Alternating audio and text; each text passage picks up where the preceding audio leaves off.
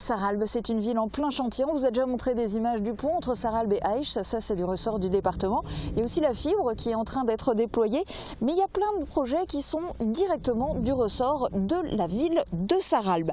Par exemple, la réfection du parking près de la Poste, elle vient d'être terminée pour un montant de 80 000 €. Au niveau du complexe François Mitterrand, la salle culturelle avait déjà été refaite. C'est maintenant autour de la toiture du centre culturel et sportif, un chantier de 170 000 €. La ville participe aussi à hauteur d'1,6 million d'euros au premier volet du PPRT.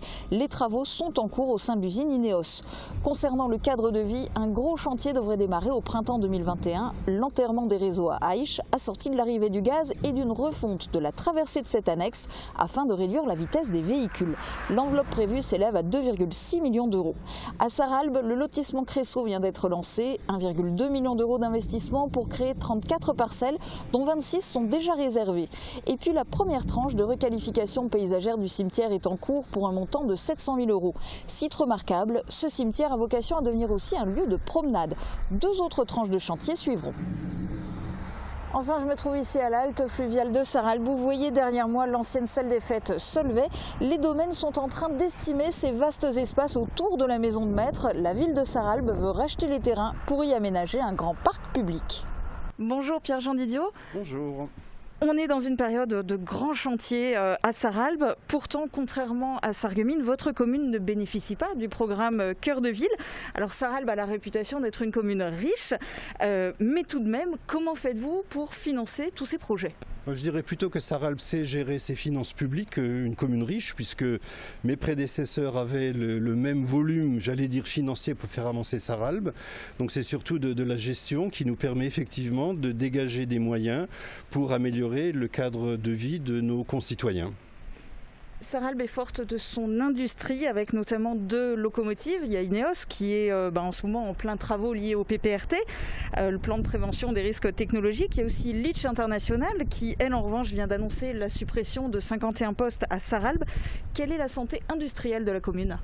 Alors nous avons la chance d'avoir un tissu industriel très varié, puisque vous venez de parler d'industrie aéronautique, de pétrochimie.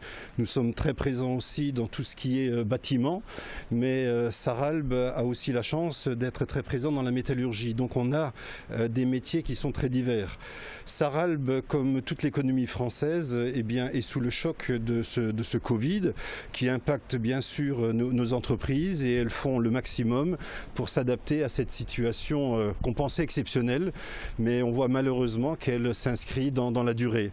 Donc je crois que l'ensemble des dirigeants et des salariés essayent de faire au mieux pour trouver des solutions, pour s'adapter à cette situation qui est vraiment une situation de crise, pour essayer de préserver au maximum l'emploi dans un contexte qui n'est pas simplement français, mais dans un contexte européen et mondial où effectivement tout le monde souffre.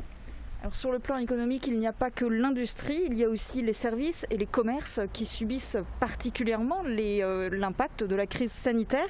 Quel est l'état des lieux que vous dressez des commerces et services à Sarralbe ? Je crois qu'il y a eu un premier mouvement. On avait un certain nombre de nos concitoyens qui allaient en Allemagne pour faire leurs achats.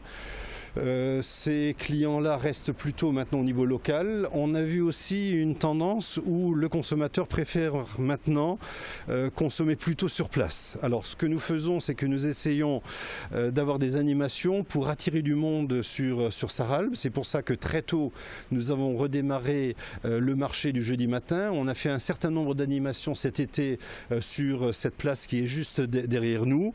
Nous avons aussi un programme qui va permettre à nos commerçants d'être accompagnés quand ils vont faire de la rénovation de façade, quand ils vont améliorer leur cadre de travail, toujours pour essayer d'être plus attractifs. Donc la commune est aussi à côté des commerçants pour que le maximum d'achats puisse se faire sur place.